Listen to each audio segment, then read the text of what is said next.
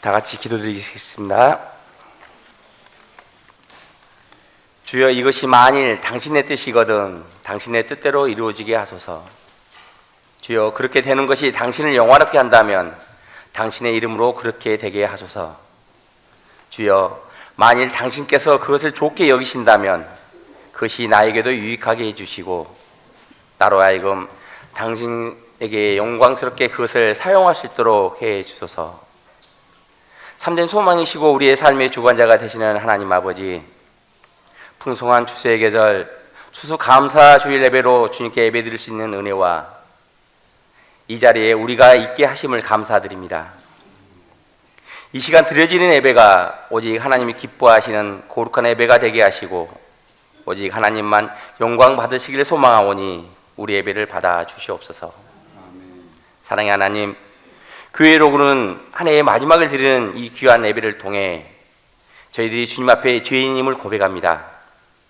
은혜롭지도 않고 덕스럽지도 않은 말로 이웃에게 상처를 주었던 우리들의 입술과 하나님보다는 세상을 더욱 사랑했던 저희들의 마음, 주님께 기도하면서도 시기, 질투, 욕심이 가득했던 저희들의 모습을 용서하시고 긍휼히 여겨 주옵소서.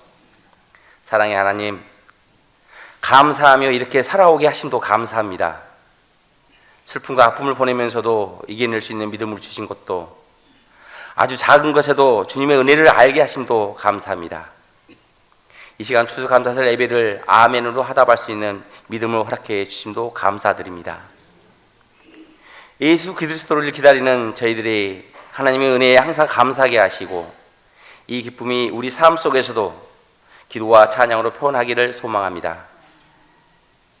2024년에 하나님 나라를 소망하며 살게 하심에 감사합니다. 전쟁의 위협과 정치적 경제적 어려움 속에 있는 우리나라와 민족을 위해 기도하는 저희들이 되게 하시고 이스라엘과 팔레스타인, 러시아와 우크라이나 전쟁이 속히 진정되도록 은혜 내려 주시옵소서.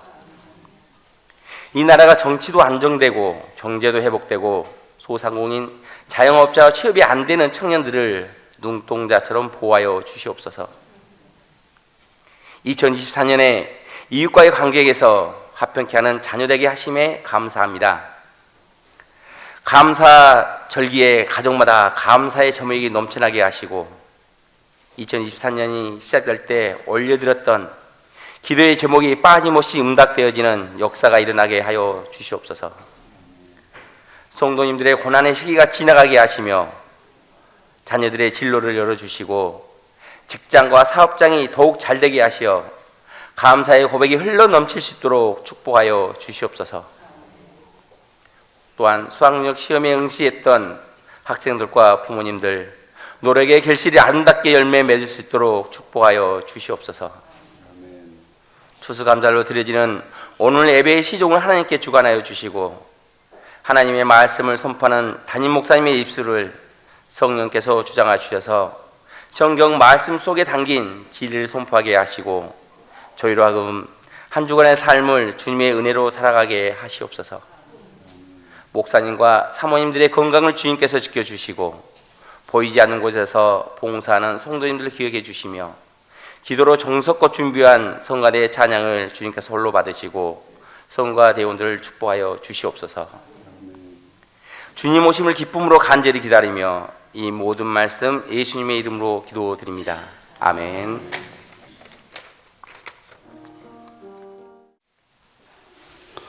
누가복음 17장 11절부터 19절까지 교독하겠습니다.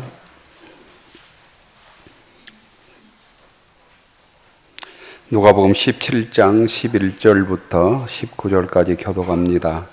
예수께서 예루살렘으로 가실 때 사마리아와 갈릴리 사이로 지나가시다가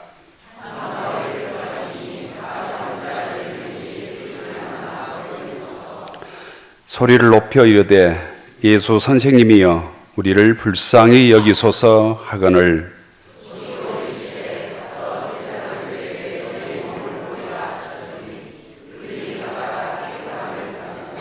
그 중에 한 사람이 자기가 낳은 것을 보고 큰 소리로 하나님께 영광을 돌리며 돌아와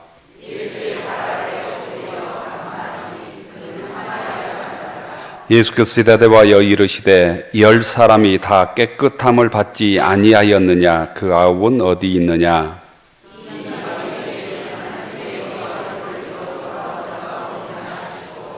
그에게 이르시되 일어나 가라, 내 믿음이 너를 구원하였느니라 하시니라.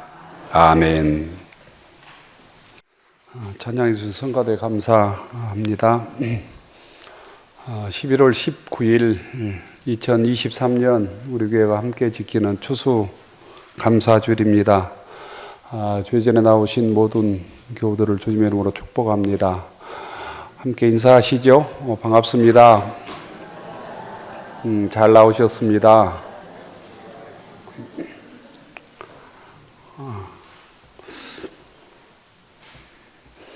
교회 오실 때 조금 밝은 옷 입고 오시면 좋을 것 같습니다. 제가 얼마 전에 밖에 나갔다 왔잖아요. 보니까 울긋불긋한 옷이 너무 많은데 우리나라는 다 우중충한만 옷 입어서 겨울에 마음도 우울해지지 않을까 이런 생각이 오늘 드네요. 보영 자매처럼 다음 주부터 하고 오세요. 보영 선생님처럼 저렇게 빨간 옷, 파란 옷, 노란 옷 이렇게 입고 오시면. 네. 주님의 평화가 여러분에게, 주님의 평화 성가대원들에게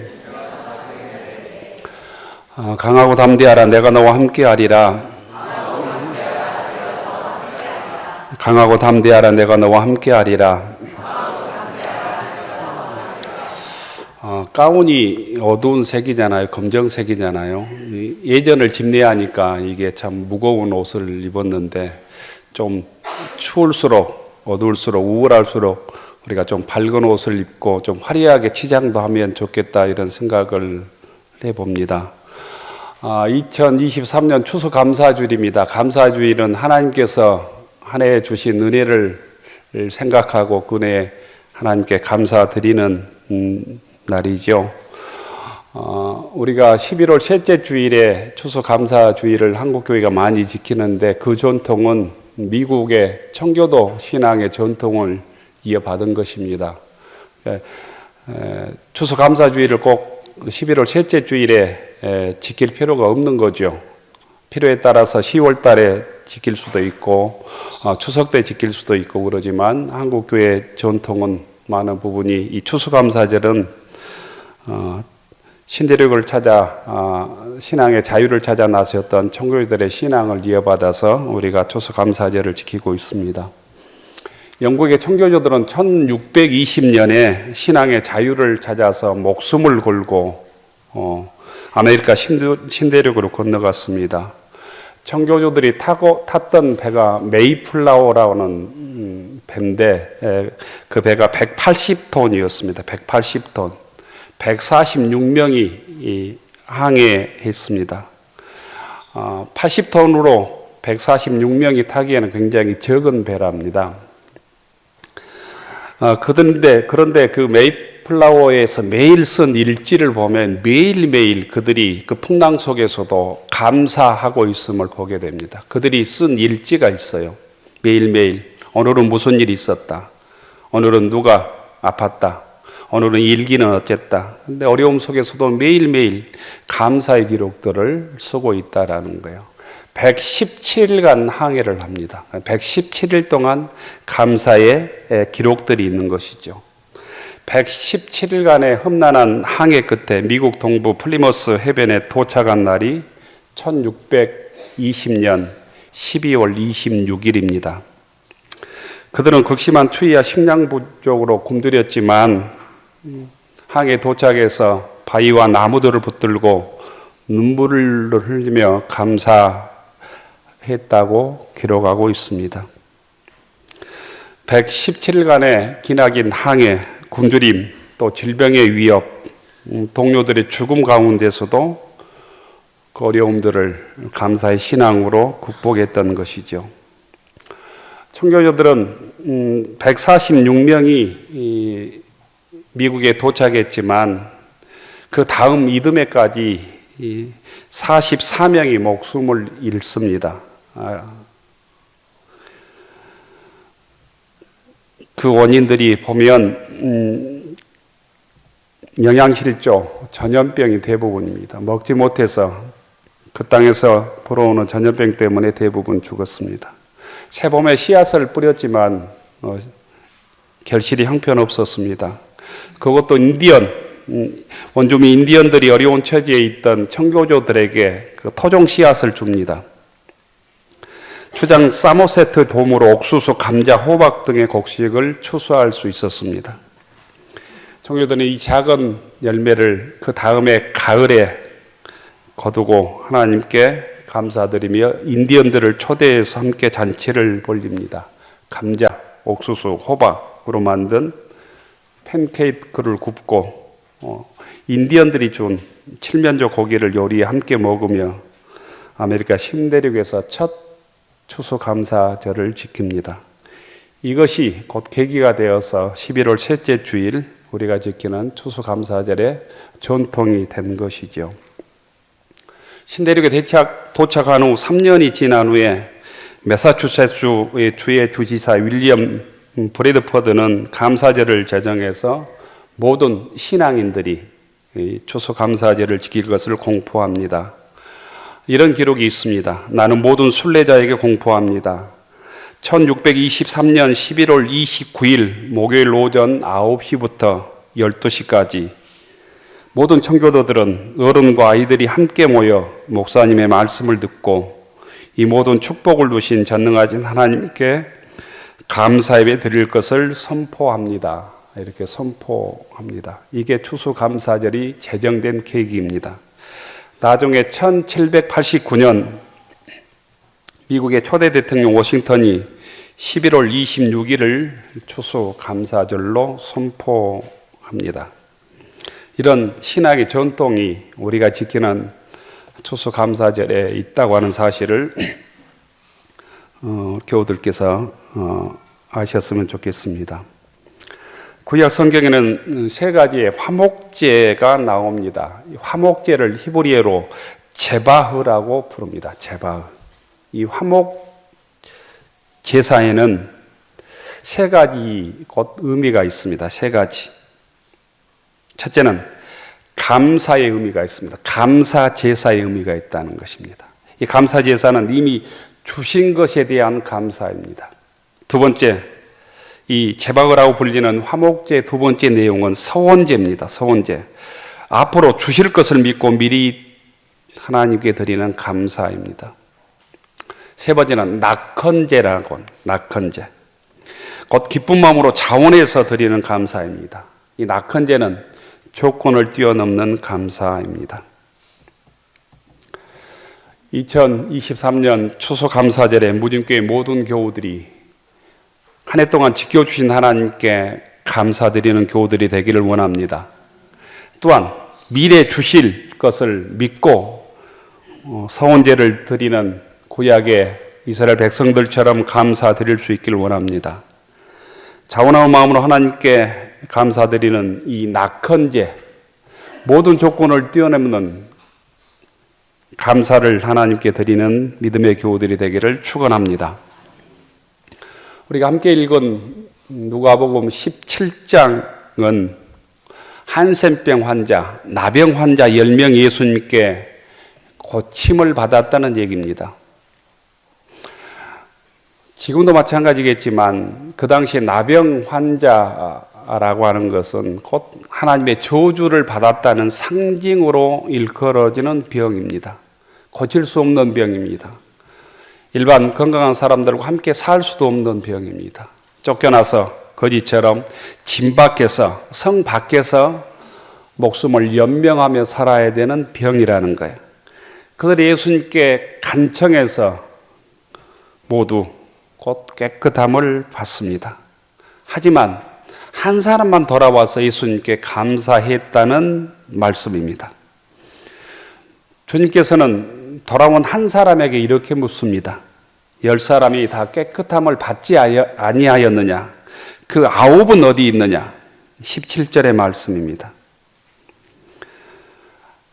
나병을 치료받고 예수님께 돌아온 사람은 그 중에서도 유대인이 아니었습니다.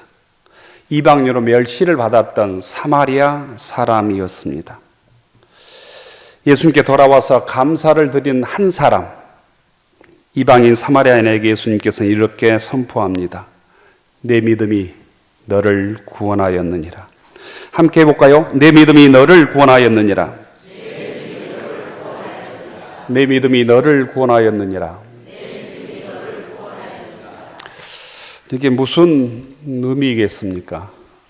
주님께서 하신 이 말씀의 의미가 무슨 의미겠습니까? 이 주님의 말씀은 너는 육신의 질병뿐만 아니라 이 영혼까지 구원을 받았다. 영원한 생명까지 얻었다라는 거예요. 9명의 치료받은 사람은 6만 치료받았을 뿐이다. 영혼은 구원받지 못했다라는 의미예요. 이 시간 모든 교우들에게 이 한 사람의 치료를 받았던 이 은혜가 우리들에게도 있기를 축원합니다. 오늘 예수님께 돌아온 이방인에게 내 감사가 너를 구원하였다 이렇게 말하지 않고 있습니다. 네 믿음이 너를 구원하였다. 다시 말하면 하나님의 은혜에 진실로 감사하는 것이 곧 믿음이라는 거예요. 믿음이 여러 가지 말로 표현될 수 있지만 하나님의 말씀에 끝까지 순종하는 것, 박해를 이겨내는 것, 이런 것들이 다 믿음일 수 있지만 그 믿음 중에 하나는 하나님께 진실로 마음을 다해서 감사드리는 것, 이것 자체가 믿음이라는 거예요. 여러분 얼마나 하나님께 믿음으로 살아오셨습니까? 그런데 그 믿음이 곧 구원의 요소라는 거야. 그 믿음으로 인하여 네가 구원을 받았다는 의미입니다. 문둥병자 한 사람은 하나님께 감사드림으로 그 믿음이 주님께 인정이 되어 그 믿음으로 인하여 영생을 얻게 된 것입니다. 이런 믿음이 추수감사절에 무진교회 모든 교우들에게 충만하기를 주의 이름으로 축원합니다. 그래서 감사와 믿음과 구원은 하나인 거예요. 작은 감사가 믿음으로 드러나고 그 믿음으로 인하여 우리에게 영생의 구원이 주어진다는 사실을 이 감사절에 다시 기억할 수 있기를 주의 이름으로 축원합니다. 우리는 감사를 잃어버린 시대에 살고 있습니다. 감사를 잃어버렸다는 것은 내 믿음이 없다는 거예요. 내 믿음이 없다는 것은 구원받을 수 없다는 것입니다. 감사 대신 불평하는 데 우리는 익숙해 있습니다. 감사 대신 누구를 원망하는 데 습관이 되어 있습니다. 감사 대신 핑계대며 살아가는 사람이 대부분일 뿐 아니라 예수 믿는 우리들도 그런 삶을 극복하지 못하고 있습니다. 한번 돌아보십시오. 부모에게 여러분이 얼마나 감사합니까? 자녀에게, 또 함께 사는 교제하는 친구들에게, 함께 신앙생활하는 믿음의 교우들에게 여러분은 얼마나 감사합니까? 주님을 섬기고 있는 무진교회인 이 무진교회에 얼마나 감사의 마음이 있습니까? 주의 말씀을 전하는 목회자에게 여러분들은 얼마나 감사의 마음이 있습니까? 예수님을 그리스도로 고백하는 여러분의 삶이 어떻습니까? 그 감사가 믿음으로 발전하고 그 믿음으로 인하여 내 삶이 구원받는 삶은 오늘 살고 있는가 점검하셔야 된다는 것입니다. 여러분은 여러분의 지체를 이루고 있는 무진교회에 얼마나 진실로 감사하며 그 교회 공동체를 사랑하며 섬기고 계십니까? 여러분은 장로님들과 교우들에게 얼마나 감사하며 또 교우들을 얼마나 사랑하며 아끼고 계십니까? 그 모든 것 하나하나가 곧 믿음이라는 거예요. 그 믿음이 모아져서 우리는 구원에 이르게 되는 것입니다. 신앙생활하며 불평이 많은지, 감사가 많은지, 원망이 많은지, 기쁨이 많은지 추수감사절에 우리의 신앙을 점검할 수 있기를 바랍니다. 불평이 무진교회를 통해서 가득하다 하면 제가 농담으로 교회를 옮기라고 그럽니다. 은혜 받지 못하면 교회를 옮기셔야 돼요. 왜냐하면 나에게 구원이 사라지기 때문입니다. 진실로 주님께 감사하고 교회에 감사하고 목회자에게 감사하고 믿음의 교우들에게 감사하기 위해서 내 신앙의 자세가 어떠해야 되는가 점검해야 합니다. 우리 모두는 지극한 하나님의 은혜 속에 살아갑니다. 하지만 여러분, 성경에 나오는 9사람처럼 그 은혜가 당연한 듯 감사하지 않으며 살아가고 계시지는 않습니까? 여러분 혹시 내가 먹고 마시는 일용할 양식이 마치 당연한 것으로 생각하고 계시지 않습니까? 여러분 나의 건강한 몸이 그냥 당연한 것으로 당연히 누려야 될 권리로 생각하고 계시지는 않습니까? 여러분 나의 일터가 무사하고 나의 자녀들이 잘 자라는 것이 나의 수고 때문에 당연히 내가 누려야 될 권리라고 생각하고 계시지는 않습니까?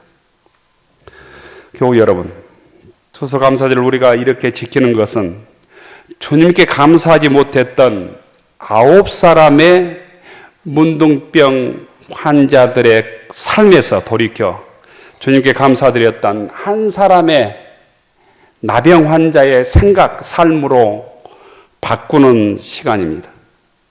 추수감사절은 모든 것이 당연한 듯 여기며 살아가는 9사람의 삶에서 돌이켜서 주님께 달려와 감사드렸던 한 사람의 삶으로 살겠다는 결단의 시간이기도 합니다. 주님께 돌아와 감사드렸던 이방인 사마리아 사람, 이 한 사람처럼 추수감사절을 통해서 잊어버린 감사를 통해서 주님께 믿음이 인정받고 그 믿음으로 인하여 우리가 구원받는 하나님의 자녀로 살아갈 수 있기를 바랍니다. 이 한 사람처럼 주님께 돌아와 주님께 진실로 감사했던 이 한 사람처럼 이 감사절에 생각이 바뀌고 가치관이 바뀌고 행동이 바뀔 때 우리는 육의 문제뿐만 아니라 영혼까지 구원받는 하나님의 자녀가 될 것입니다.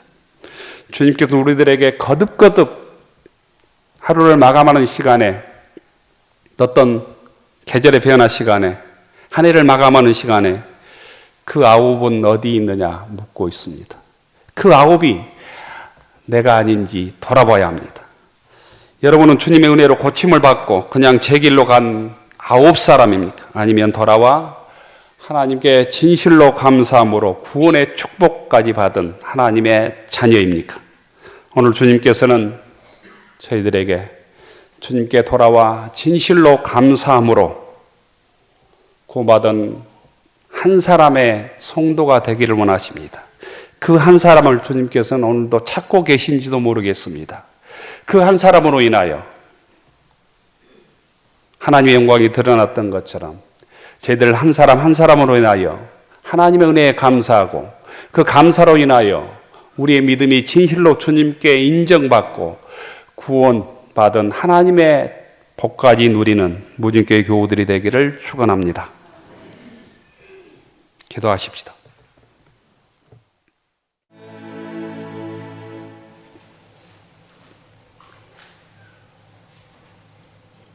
하늘 우러러 축원하옵나니 이제는 우리 구주가 되시는 예수 그리스도의 은혜와 우리 아버지가 되어주시는 창조자 하나님의 극진하신 사랑하심과 우리의 보호자 되시며 우리 인도자가 되어주시는 보혜사 성령님의 감동 감화의로 교통하심이 2023년 추수감사절에 주님께 돌아와 감사드린 한 사람의 나병 환자처럼 주님께 감사하며 구원받은 하나님의 자녀로 살아가기로 다짐하는 교우들 머리 위에 우리의 가정과 일터 위에 우리의 자녀들 위에 이제로부터 영원까지 함께하여 주시기를 간절히 축원하옵나이다. 아멘.